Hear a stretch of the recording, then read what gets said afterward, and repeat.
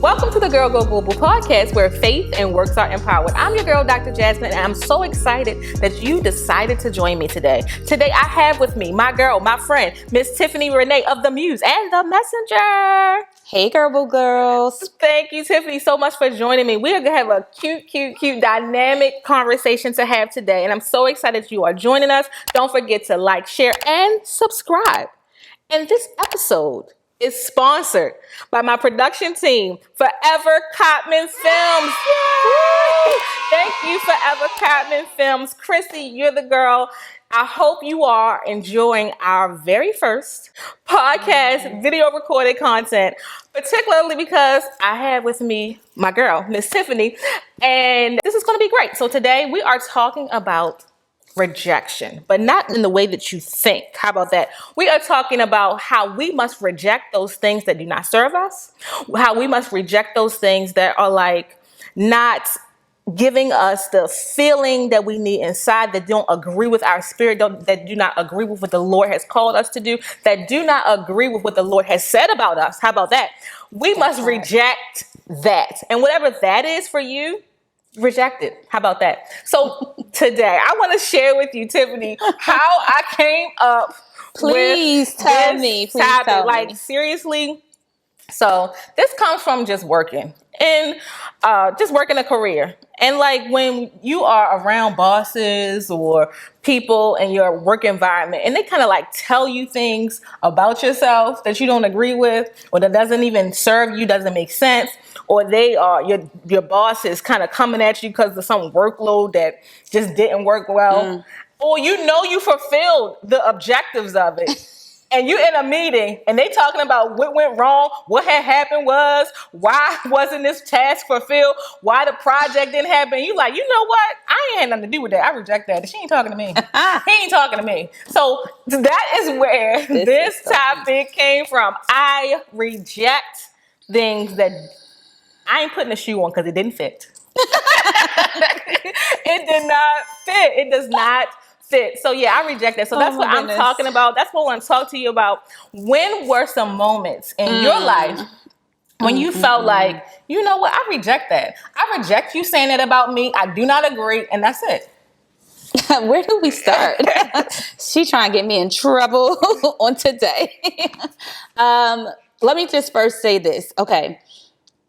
The days of saying whatever you say bounces off of me and attracts back to you are over for me. Right. I'm going to reject a whole bunch of things. I don't subscribe. There are agreements that maybe we agreed to when we were younger because our parents, did that or said this was what we were supposed to do. And we no longer have to subscribe or to agree to those contracts. Right. And so that's one thing. Right. I'm not agreeing to anything that I didn't completely agree to with an informed mind, of a sound mind. When you're children, you just follow along, right? That's what your parents told you to do. I'm not doing that anymore. So shout out to this topic. The second thing is I no longer want to bounce it back to the person who sent it to me. Right. Like I don't even have the space or the energy to do that. I just reject it and I hope you heal, or I hope you get better. I hope you do better as a boss. I wish you well. But I'm not pushing it back to anyone these days. I'm just like, okay, that's not for me. I subscribe to what works for me and what's for me. And then I go ahead and let go of what's not, right? What do you say? What flow, let it flow. Yep. And if it go, let it go. Let it go. How about that? That's where I'm at with the rejection. So let's think about this. You said boss. I like to call those people supervisors because there's nothing bossy about them. When I think of a boss, I think of someone that is inspiring someone. I think of someone that's lifting a community or, a concern up. I think of someone who is lifting as they rise, right? When you think of a boss, is like I think you're a boss. You know what I mean? I think I'm pretty bossy myself. You know what I mean? But I think those people that you're speaking of, they're not bosses. Those are supervisors, at a job, and a lot of times, half the things people say are not for our highest and greatest good. Right.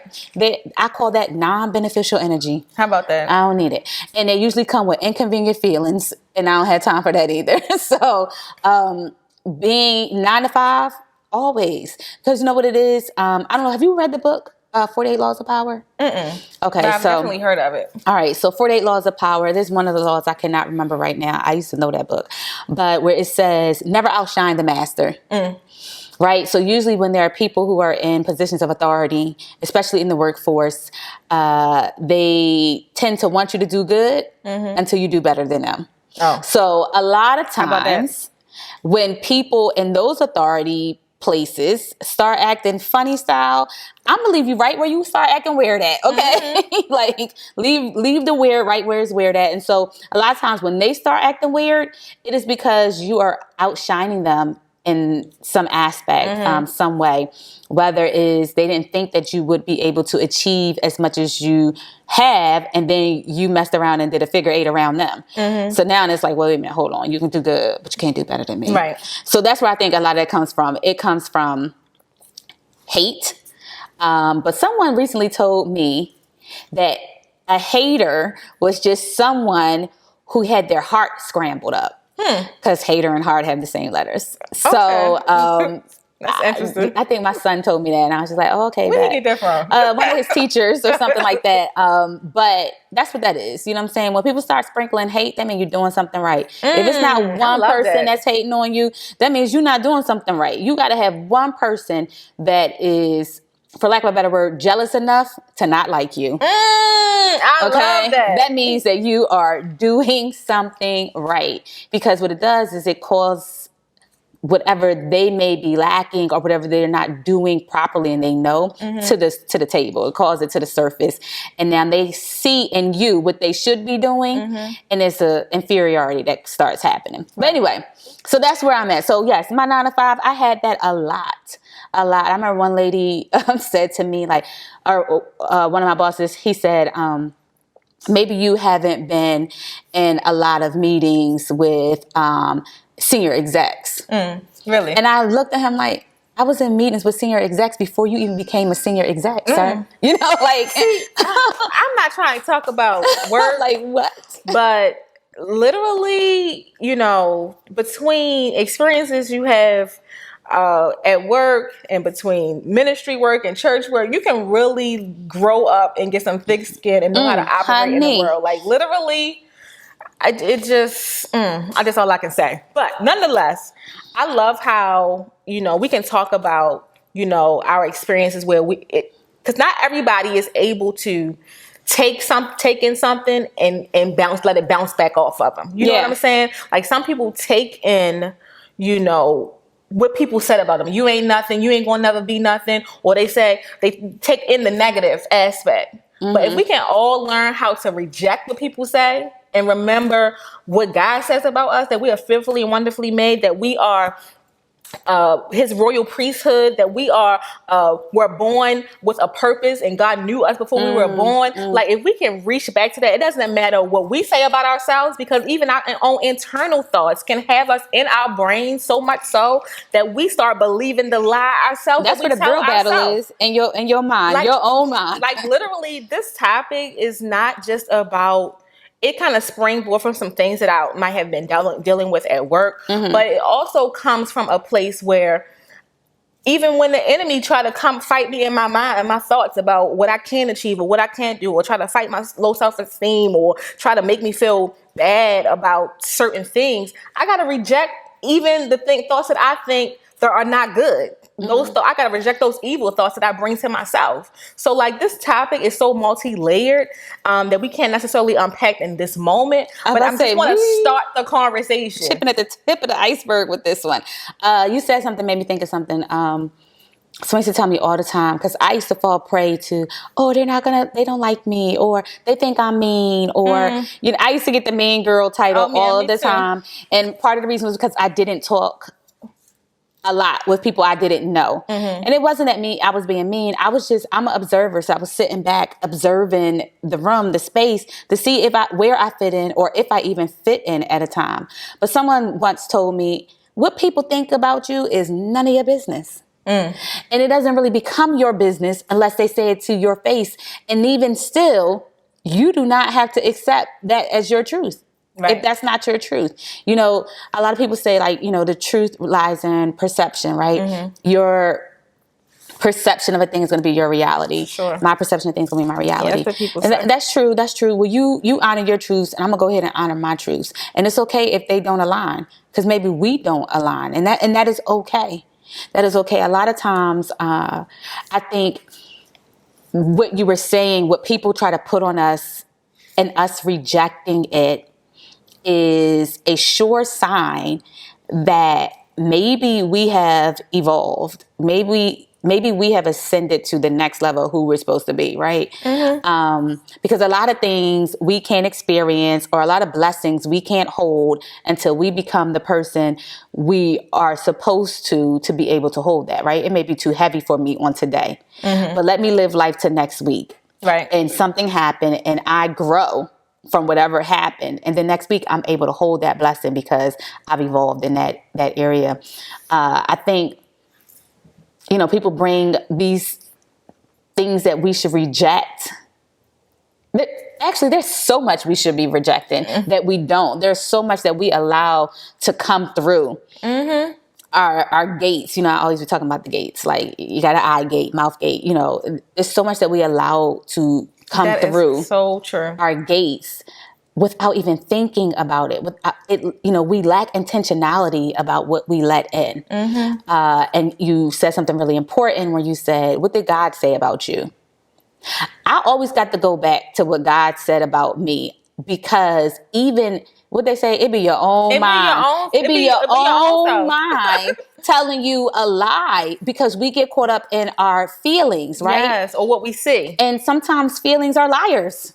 Like, let's just call them what they are. Sometimes they are liars, and they are temporary. I have never seen something that is so short-lived cause so much havoc, but it can. Like, your feelings, your emotions, they can. And a lot of times it's because we don't deal with them. And if you don't deal with your feelings or any emotions, what happens? They deal with you.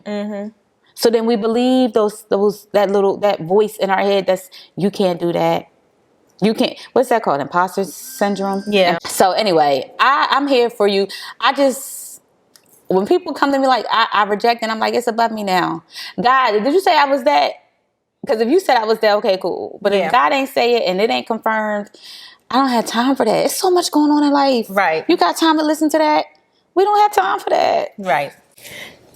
So one of the things that is so important for me to share is, you know, if anyone is taking in things that have been said over them, even in their youth or adulthood, that what they could achieve and what they could not achieve, I just want to share that you can reject it. Absolutely. You can reject it. You don't have to receive it. You can say, I do not receive that. Someone say, I don't receive it. I think people, a lot of times, like, you don't want to share things with people because you don't want people, I always say, I don't want them to put their mouth on my stuff. How about that? You know, and so, and sometimes I know we live in this society now where sharing is the thing to do. I still am a very private person. This is the most sharing I do right here. Other than that, if you don't catch it on the podcast, you're not catching it because I'm not sending it. But no, I think people overshare. And sometimes you have to take, what they call it, a holy hush, right? Yeah, and keep things to, that's the old saints. But you got to keep things to yourself so that no one has the opportunity to put their mouth on anything. Like, I only tell people, first I'm selective of what I tell people, but I only tell certain people certain things, right? I only share with people that I'm willing to hear what they have to say about it. You know what I mean? So I might tell you my secrets, right? But I'm open to what you have to say about it. One, because I know the God that you pray to. And I also know that if I ever had a problem, you're not going to sit there and try to talk about it, dissect it. You're just going to be like, how can I pray about this or whatever? And so me telling you is not like telling the world, you know. I only tell the public what I don't care if it's on the front page of the newspaper. You know what I mean? But we have to be selective. And I think people have lost the skill of being selective in what they share. Like, if I'm doing something, if I'm working on a project, I'm probably not going to say anything until I know that it's done, right? Or I'm only saying it to people who are participating in it with me. Yeah. Because you give people access, and everyone should not have access to your business, your life, or your information. For sure. I agree with that. That's another way to have balance and boundaries. Absolutely. Right. Sometimes people can insert their opinions, and then sometimes it doesn't, their feedback, although they may mean well, they insert themselves in ways that just may not sit well with you at the time. You may not be ready to receive what they have to say, even though they may have some good things to share. So you just have to just find that balance around how much you're going to share and when you need to pull back. Right, because you have to remember that people usually give advice based off their experiences, right? Sure. And so if they only had negative experiences, you think they got something positive to say to you about that? No, because they've only experienced negativity regarding that. And so it takes someone who's well-grounded, I think, to offer you a opinion that may differ from their experience. For sure. But I do think that you're right. Like, we do not have to accept what people say. A lot of times when people say stuff, like especially the negative stuff, it's based out of fear.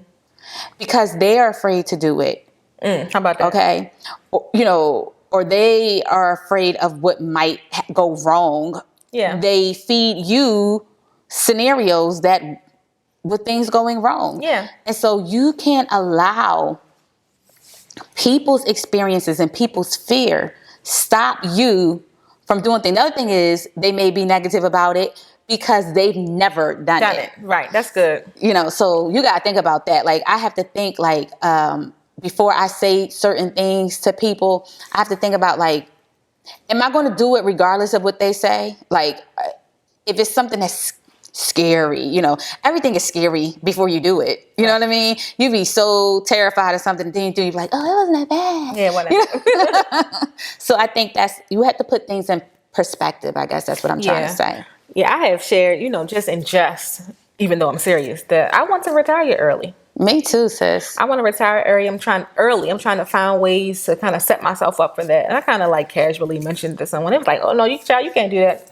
Speak for yourself. You can't do that. I can do whatever. So I get what you're saying about people putting their fears or their perspective on you, because I got so much more to offer the world that I'm ready to do that. Just do some of those things. But nonetheless, I think one of the biggest reasons I'm able to kind of move in a way that allows me to reject what people say about me and to just feel like, oh, they're not talking to me, is the way I was raised. Like, I guess my mother raised me one to believe that I can do anything.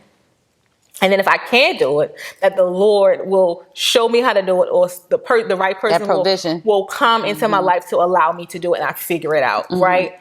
So that's one thing. And two, I just don't get caught up in meaningless things. Like, for most people, say for instance, for example, I come in the office and I don't say good morning to you. Sometimes people get offended by that. You didn't speak to me, or you walk past a person. Well, that doesn't bother me. You know why? And I said this at a training session that I delivered once, because when I was growing up, we didn't say good morning to each other. And so it doesn't bother me when people do that. Do we love each other? Certainly. Hey, Mom, can you pick me up from school? Hey, Mom, can you pick me up from work? I'm working today. I get off at 3, get off at 4. Oh, yeah, see you later. Bye. See, you bring up a good point. So it doesn't bother me. Because that's not your marinade. That's not how you were marinated, right? That's not how you were raised. So it doesn't matter. For us, we said good morning. Literally, I remember, especially if I stayed at my grandmother's house, she would wake us up with song. Nice. You know what I mean? And the song, literally, it was saying good morning. Let the sun shine in. Like, so I'm used to that. So when people don't say good morning to me, I used to be like, oh, they didn't even speak. Now I say, oh, that wasn't about me. That's about them. That's what I'm saying. You know what I mean? People get caught up in their own mind, and it could not even It had nothing to do with that. you. So the only literal reason why I say good morning to people in the morning is because I have been programmed as an adult to do it. Because people get upset. And it depends on their And I'm culture. not intentionally not speaking to you. Or that's a good one. so like That's I know that's a big thing for people. Well, especially like I have friends that are like Caribbean or West Indian. Like you have to come with some sort of greeting and salutation. Like, you know, but that's how they were raised. I have one friend, like, don't text her without saying hey or hi or good day or something to greet, because she thinks that's the rudest thing ever. You know, I mean, I do it. I generally do it, but I'm intentional about doing it with her because I know my friend. Exactly. And I'm not trying to offend or be rude towards her. And if you're listening or watching, you know who you are. I love you, Tammy. But she's taught me how people teach you how to treat them. Exactly. And so she taught me how to treat her. And I think that's like really important what someone's marinade is, because it will tell you a lot. Yeah, that was like really my reason for bringing up that example, is because you can like literally be offended by something someone said to you for no reason. Yeah, because they haven't thought twice about it. They haven't even thought twice about it. Or my famous line is like, why are you upset and you ain't say nothing? That's where I was about to go with this. I was about to go like, well, did you speak up? So a lot of times, okay, first of all, people, whether they're your best friend in the world, are not mind readers, all right? And so if something has offended you or you feel a way about a thing, you have to give it words, right? Because they will walk around and never know. And they won't change it because you never said anything. So, but we have this expectation that because our feelings was hurt this time, that they'll change it next time. But if you didn't express that, you know, I've learned this recently. When you care about somebody, when you love someone, whether it's your friend, your family, your significant other, find the words. When you love someone, you find the words. Just like when you love someone, you figure out how to listen. Those are two major things. Yes, I will be, 41 in, oh my goodness, in 2 weeks. Oh, my birthday in 2 weeks. Don't tell me, because mine's right after. Your birthday is 2 weeks after mine. But I will be 41. But I feel like in year 39 and 40 is when I really saw that in action. When you love someone, you find the words. And when you love someone, you figure out how to listen. And all of that goes back to the foundation of friendships, any ship, relationship, friendship. You should have some sort of established communication. And if it's your coworker, you still should have some established communication. If it's whoever it is, right? Because you need some sort of foundation to hold whatever it is that you're building with that person up. And when you build together. And so you should not be saying anything to me to pull a brick, right? And I shouldn't be saying anything to you to pull a brick out of what we're building. Right. That's good. All right. I love that. So I always tell my boys, when they're about to say something, is it true? Is it kind? And is it necessary? That necessary part I repeat 3 and 4 times. Is it necessary? And I think as adults, you know, sometimes we think we don't have to learn nothing because we're adults, but we really do. That's when we really are learning, right? And so you have to ask yourself before you speak, regardless of what your intentions are. Because you're like, I'm just trying to tell them the truth. But did you tell them the truth kindly? I had to learn that. Yeah, me too. Because I'm a Taurus. No, me too. Okay, and that truth come out, honey. Yeah, I'm very direct. And I'm candid. And I'm thinking, well, people who know me know it's out of love. But no, you still have to figure out how to say it kind. Yeah. I just told an employee the other day, you can say absolutely anything you want to say to anybody, no matter your age, no matter your gender, no matter anything. You just have to, it's how you say it. You have to say it right for that person. And so how I say it for you may be different on how I say it to my sister, right? You know, or, so we have to be, it boils down to our intention. What's behind the messages that we're sending? How about that? And I think sometimes these people don't even realize that they are sending a bad message. And so that's my point, right? You got these people who don't have self-awareness. or they haven't matured to the fact that they have done an internal evaluation in ways that let them know that they are saying things that are hurting people's feelings, or are saying things that are pretty much inappropriate, or saying things that are not true, or whatever the motive Break is spirits. behind his. My point is, okay, right? You can't control what people do, but it's how much you receive what they said. Is my point of this that's conversation. That's good. About what you can reject it. If it's not true, you got the. It's not about me, or it is, or even if it is true, right? You can reject it in that moment until you are ready to receive it. Absolutely. Until you're ready to process what they've said to you, even if it was said unkind. And sometimes my point is, I've been seeing, like, having conversations with just random people or people that I know, and they've been internalizing situations and behaviors in ways that I think that are not serving them well. Absolutely. She did not speak to me. He did not speak to me. Or they're saying, oh, they did not console me during my time of need. Or they did X, Y, and Z to me. But why are you internalizing it so negatively? Yeah. I think when people internalize things negatively, that says something about their makeup. Right? Yeah. It says, it gives me an alert that something else is going on within them. That they would even care that much. You know what I mean? That they would, or that it would affect them as much as it has. And so that would provoke me to dig a little deeper, right? A lot of times, we don't even have to pick up what people put down. So one, that was a choice for you to pick it up. They may not have even been referring to you, you know. Or they got their own things going on in their life. About you, know? Right. They're dealing with something. So I said this earlier. And what about who did show up? Like, some people get upset. Well, this person didn't show up for me. That person. Well, what about those who did? Listen, we were having a conversation earlier, you and I, and I remember saying something to the effect, of, we only focused on what we wanted, or we only talked about what we wanted. We never ever really discussed what we didn't want. We never ever talked about what we didn't want. We just focused on what we wanted. And I think that is a key sometimes. If you are super excited about starting this business, this, that, whatever, then you should only be focused on starting the business. You should only be focused on what you need to do to start the business. And what people say, the naysayers and all that kind of stuff, that should fall on deaf ears, because you are so focused on what you want. When you have a made up mind, no one can deter you when you have a made up mind. But a lot of times, people don't have made up minds. You know what I mean? Or they have FOMO.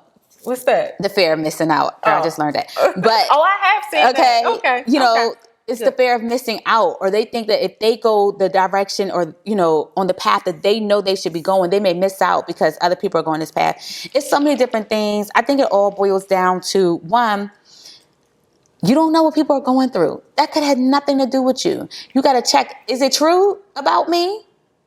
Okay, if it's not true, then leave it there. If it is true, okay, all right, that is true about me. Maybe you should dig a little deeper to work on an area, regardless of how they said it. Because again, we can only control ourselves.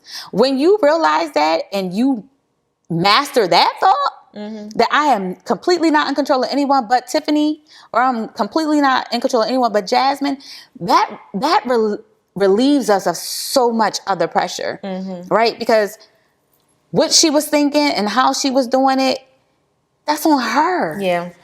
It's how I'm thinking and what I'm doing that's on me. Yeah. Right? Somebody like, oh, you didn't do a good job. Did you do your best? Oh, you did do your best. Was that all you could give? Oh, that was all you could give. Then you good. You solid in my book. Right. You know what I'm saying? And you have to accept that for yourself. But so many times we give people so much more power regarding our lives than we really than they need or deserve, or we're ever supposed to have. Yeah, for sure. So yeah. So what we rejecting? So conversation. This is kind of how I process it to myself, and that's why I wanted to bring it to the podcast. So what we rejecting? What we're rejecting? So one thing I'm seriously rejecting is people holding me hostage to who I used to be. Oh, that's a good one. I might take that one too. I am rejecting that. You know, what I would have done 5 years ago or even 5 months ago may be very different than what I would do today. How I would say it may be very different. That's good. And I have people, and this be the people that you think will be in your life forever. It be your family, your closest friends, or your longest friendships. You know what I mean? Where they're like, oh, well, she beware about this because she do X, Y, and Z, or she stubborn, or she this, she that. You don't even know me now. Right. You know what I'm saying? Like, I could have healed. I could have evolved. I could have ascended. So I know I am, and you just said you were too. So we are rejecting people holding us hostage to who we used to be, not creating space for change. How about that? I love that. That's good. Create the space for me to change because I'm going to do it whether you do it or not. Okay? Yep, I felt like I needed to do 2 snaps. Right, I felt that. That was some in living color stuff, all right? So that's one thing. So now what are you? And then we can go back and forth. I'm also rejecting how I perceive myself, meaning I'm going to have good thoughts about myself. Absolutely. Not that I'm not super confident about my abilities, my skills. You'll be kind about it, though. But I'm going to just give myself some grace because I have a way about... I love that you said that. You know, I love when people start making space for grace. No, because I can be very hard on myself. You know, and we are our worst critics. Yeah, and I think I do stuff very well. I'm not trying to be funny, but I do. I do things. What I mean is, I try to cross all my T's, dot all my I's. I'm very strategic, thoughtful about things. And then I have learned over these last few years that I need to continue to give myself grace. I can make a mistake. If I stumble on a word, I can do that even in this setting. Yep. Like everything doesn't have to be perfect. And so that's what I mean. Well, perfection is an illusion, sis. It's right. But my definition of perfection, I would be really hard on myself, especially when I was much younger. You about to make me start beeping because, you know, perfection was a hard obstacle for me to overcome. I think my daddy got something to do with that. No shade. I love my father. He wanted the very best for us, and he wanted us to seek the very best, right? He used to always say, my daughter's going to be self-sufficient. My daughter's going to be... So I thought I had to be the best at everything, right? And I thought there was this level of perfection that one day I could meet if I worked so hard. And that is an illusion. It is a lie. It is always a moving goalpost, perfection. And so once we realize that, you know what I mean? Even the operational definitions that we give to perfection is still an illusion. For sure. You know what I mean? So you taking that one? What? You taking getting rid of being a critic of yourself? Yeah, I can subscribe to that. As positive as I am, right? And I think I come off very positive, especially on the podcast, right? I got all the one-liners. I got all the love and light or whatever. The reality is I'm still human, right? And a lot of times when people are that positive, it's because they have to fight, you know, thoughts that don't have nothing to do with nothing. You know what I mean? A lot of times what I used to do was try to prepare for the worst. So that in order to prepare for the worst, you have to think of all the negative things that could happen, right? And I have shifted from that mindset and realized, like, no, I just got to focus on the best. And then I would move in that direction, right?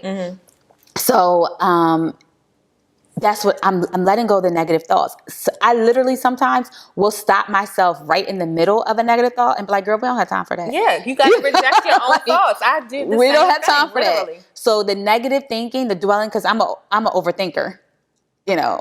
That thing will avalanche and then all the thoughts. And then I'll be up all night like, how did I get here? You know? So the negative thoughts, I'm letting those go. And that's not to say that I'm never going to have a negative thought again, because that would be a lie. But when I witness a negative thought, I am going to either stop it right there and say, I don't have time for that, or, you know, reject it with a positive thought, or I don't have to acknowledge the negative thought. Yeah. I don't have to give it space. Yeah. That's that other voice in your head. Like when you're thinking, like they teach you when you're meditating, like you don't have to judge or respond to what's going on. You can just acknowledge that it was there and move on with your life. Yeah. So the last thing I'll say is, as I have always done, I reject what people say about me that I don't believe are true. And it's none of your business anyway. I reject it. Like, people say, okay, I'm like, child, please. I'm just going to continue to do that. And then I'm going to continue to believe what God says about me.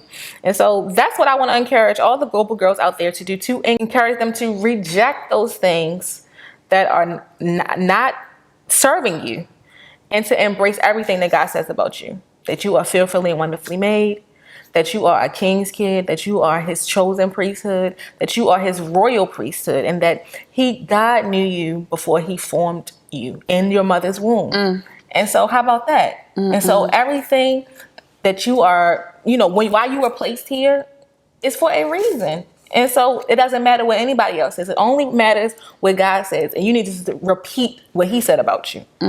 So sometimes it don't even matter what you say about you. Again, circle back. It only matters what God says about you. And I mean, God be gassing us. Right. You know what I mean? God will tell us what? You are the head and not the tail. How about that? Like you just have to believe that. I think part of the reason why people fall prey to those negative thoughts is because we don't even believe it. We don't believe it. And so because we don't believe it, it can't be true. But we know that to be a lie as well, right? We have to strengthen our faith and build our faith to the point where even when the noise comes, we can fall back on what we know to be true. I so agree. And I believe that we need a part 2. And there will be so much more to talk about on this topic. So I reject that and I embrace everything that I should. Point blank, period. So this has been the Girl Go Global podcast, where faith and works are empowered. Don't forget to like, share, and subscribe, and reject those things that do not serve you. Please, please, please join us again and roll back that content. And don't forget to like, share, and subscribe. Love you guys. Girl Go Global.